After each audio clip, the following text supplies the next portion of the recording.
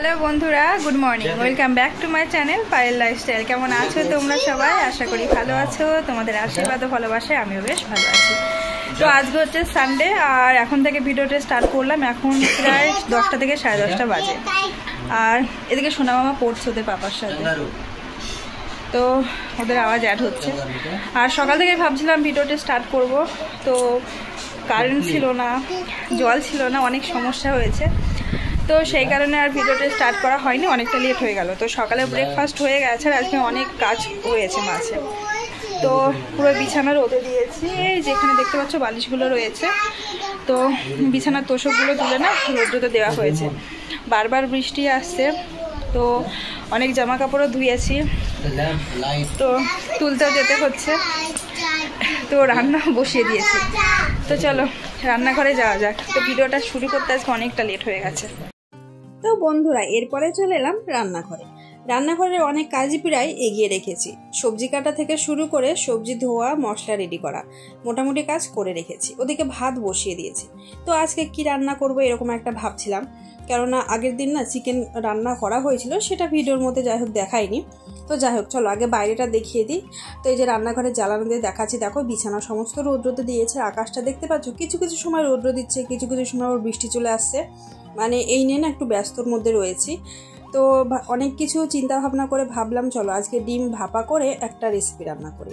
তো ডিম ভাপাটা কিন্তু আমি একটু আলাদাভাবে করব। কিভাবে করব সেটা তোমরা দেখতেই পাবে। তো এখানে আমি 4টে ডিম নিয়েছি আর ডিমগুলোকে দেখতেই পাচ্ছ আমি ফাটিয়ে নিচ্ছি। ফাটিয়ে আমি একটা বাটির মধ্যে নিয়ে নিয়েছি। তো 4টে ডিমকে আমি এইভাবে নিয়ে নেব। এরপরে ডিমের মধ্যে আমি লবণ আর একটু হলদি পাউডার আর একটু লঙ্কার গুঁড়ো আর একটু গোটা জিরে বা জিরে গুঁড়ো, তোমরা দুটোই অ্যাড করতে পারো, মানে যেটা চয়েস তোমাদের আর কি। তো এই কড়া উপকরণ অ্যাড করে কিন্তু আমি সুন্দরভাবে ফেটিয়ে নেব। তো আমি এখানে আলাদা করে রেসিপি ভিডিও আর করিনি, সেই কারণে ব্লগ ভিডিওর মধ্যেই তোমাদেরকে বলে দিচ্ছি। তো দেখতে পাচ্ছ বাড়িতে কিন্তু এক এক করে সমস্ত উপকরণগুলো কিন্তু আমি নিয়ে নিচ্ছি। এবারে ডিমটাকে ভালোভাবে দেখো ফেটিয়েও নিচ্ছি।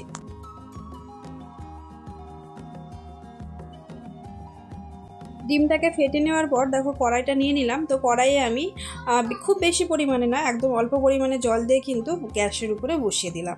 তো তারপর এখানে দেখতে পাচ্ছ আমি যে টিফিনটা নিয়েছি, স্টিলের টিফিন বাটিটার মধ্যে সর্ষের তেল দিয়ে ভালো করে মাখিয়ে নিচ্ছি চারিদিকে।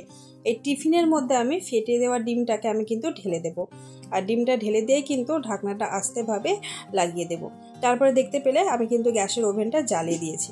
তো এবারে কিন্তু কড়াইয়ে যে পরিমাণ জল দিয়েছি সেই জলের মধ্যে টিফিনটাকে আমি বসিয়ে নেব।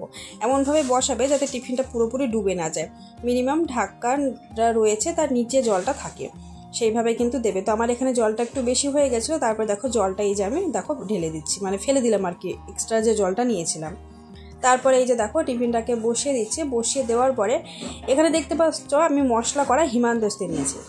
টিফিনটা জলের মধ্যে বসিয়ে দিলে কড়াইটা কিন্তু এদিক ওদিক হয়ে যেতে পারে, যেহেতু কড়াইটা সমান না আর কি, গোল আকৃতি।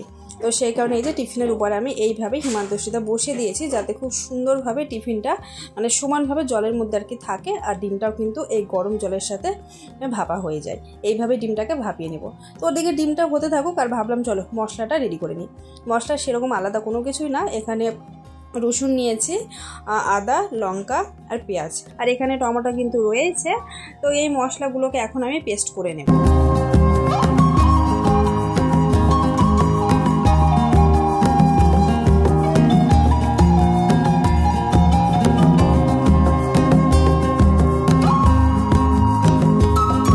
মশলা পেস্ট করা হয়ে গেছে। এদিকে দেখো খুব সুন্দরভাবে কিন্তু গরম জলটা ফুটে গেছে।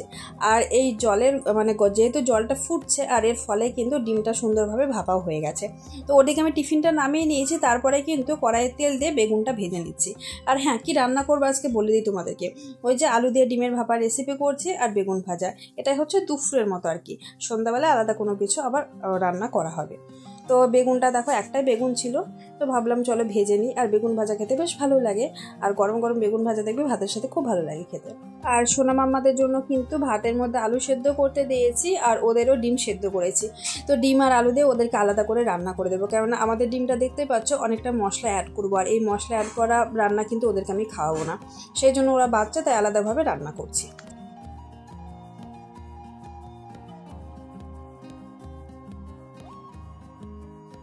তো এই যে বন্ধুরা টিফিনটা খুলে নিলাম, দেখতেই পাচ্ছ ডিমটা কিন্তু খুব সুন্দরভাবে জমে গেছে, তবে উপরে কিন্তু হালকা একটু পাতলা রয়েছে। তো ডিমটা যদি আরও 2-4 মিনিট মতো যদি আমি জলে রেখে দিতাম তাহলে হয়তো জমে যেত, তো আমি একটু আগেই নামিয়ে নিয়েছি। তো ডিমটাকে যখন ফ্রাই করব তো তখন কিন্তু মানে জমে যাবে আর কি। তো দেখো বন্ধুরা, এখানে আমি একটা চামচ নিয়েছি আর চামচের সাহায্যে কিন্তু বাটির ডিমের চারিপাশ দিয়ে কিন্তু চামচটাকে আমি ঘুরিয়ে নিচ্ছি। এইভাবে ডিমটাকে কিন্তু বার করলে ডিমটা ভাঙবে না বা কেটেও যাবে না। আর যেহেতু সর্ষের তেল দেওয়া রয়েছে তার ডিমটা কিন্তু খুব সুন্দরভাবে দেখো উঠে আসবে।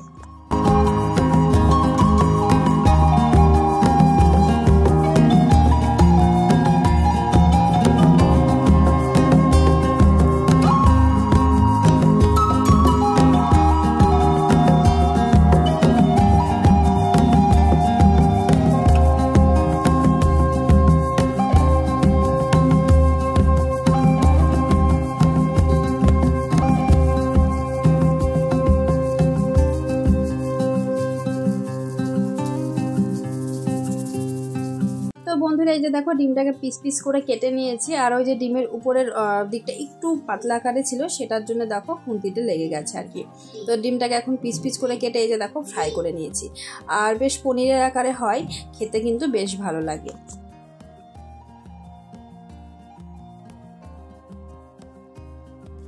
তো অফ ক্যামেরায় এদিকে আমি কিন্তু ডিম আর আলুটাকে দেখো ফ্রাই করে নিয়েছি। তো চলো এবারে আমি কড়াইয়ে তেল দিয়ে মশলাটাকেও কষে নিই।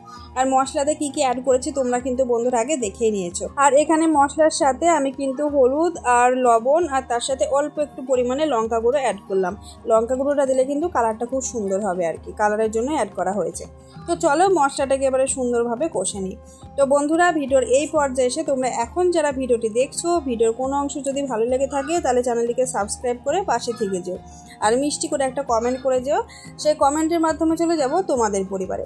সাধারণ ভিউয়ার্স, ইউটিউব ফ্যামিলি ফ্রেন্ড সকলকে অসংখ্য ধন্যবাদ ডেলি আমাকে সাপোর্ট করার জন্য, আমার পাশে থাকার জন্য। তো যাই হোক, তোমাদের সাথে কথা বলতে বলতে দেখো আমি মশলাটাকে কষিয়ে ওর মধ্যে জল দিয়ে আলুটাকেও দিয়েছি। আলু সেদ্ধ হয়ে গেছে প্রায়।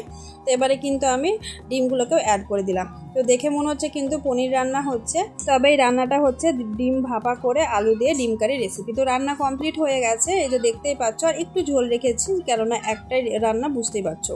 আর একটা ভাজা রয়েছে। তো এখানে কিন্তু সোনা মাম্মার জন্য রান্না করা হয়েছে। ওই যে সোনা মাম্মাদের যে ডিমটা ছিল, ডিম দিয়ে আলু দিয়ে এভাবে পাতলা করে ঝোল করা হয়েছে। আর তোমরা তো দেখেইছো আগে বেগুন ভাজা করেছি, এখানে ভাত রয়েছে, হাঁড়িতে দুধ রয়েছে, গ্যাস ওভেনও পরিষ্কার করে নিয়েছি, মানে রান্না বান্না কমপ্লিট, রান্নাঘরও পরিষ্কার, সমস্ত কিছু কমপ্লিট করে চলে এলাম একেবারে সন্ধ্যার আগের মুহূর্ত। তো আকাশটা বললাম না সকাল থেকে একটু রৌদ্র একটু বৃষ্টি এরকম ভাবে চলছিল, তারপরে দেখি অবশেষে বৃষ্টি চলে এলো। তো যাই হোক, জ্বালানা দিয়ে বৃষ্টিটা বেশ উপভোগ করতে ভালোই লাগছে।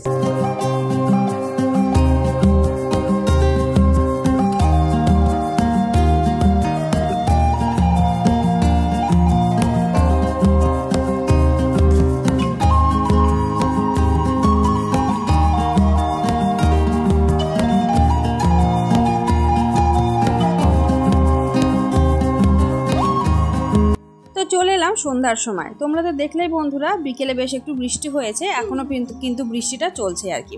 তো তারপরে ভাবলাম যে চলো বৃষ্টির দিনে একটু গরম গরম বেগুনি খাওয়া যাক। তো এই যে দেখো এখানে কিন্তু বেসনের সাথে সুজি অ্যাড করে গুঁড়ো মশলাগুলো অ্যাড করে নিয়েছি, আর ওদিকে কিন্তু আমি বেগুনটাও কেটে নিয়েছি। তো বৃষ্টির দিনে কিন্তু তেলে ভাজা জিনিস খেতে বেশ ভালোই লাগে। তো সেই কারণে কিন্তু ঝটপট করে এই যে বেগুনি তৈরি করে নেব। তো এই যে দেখো ব্যাটারটাকে খুব সুন্দরভাবে কিন্তু এখানে আমি ফেটে ফেটে মিশিয়ে নিচ্ছি আর কি, বেশ অনেকটা হাতের সময় নিয়ে। এইভাবে কিন্তু মিশিয়ে নিলে বেগুনিগুলো খুব সুন্দরভাবে ফোলে আর খেতে বেশ ভালো লাগে।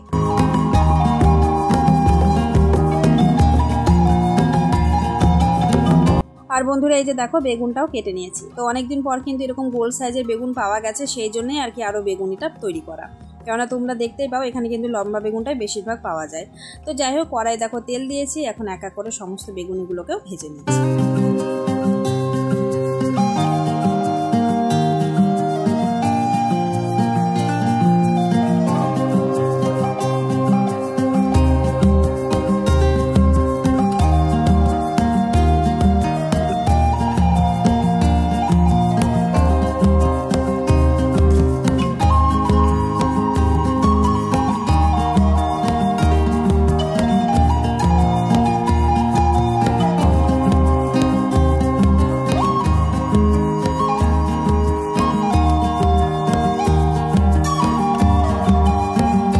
চলো বন্ধুরা, আজকের সন্ধ্যেটা এই বেগুনি দিয়ে কিন্তু হচ্ছে টিফিন করে নেব আর তার সাথে ভিডিওটা এন্ড করব।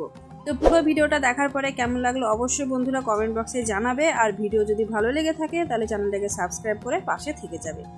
দেখা হবে নতুন কোনো ভিডিওর সাথে। তো বন্ধুরা ততক্ষণ তোমরা ভালো থেকো, সুস্থ থেকো।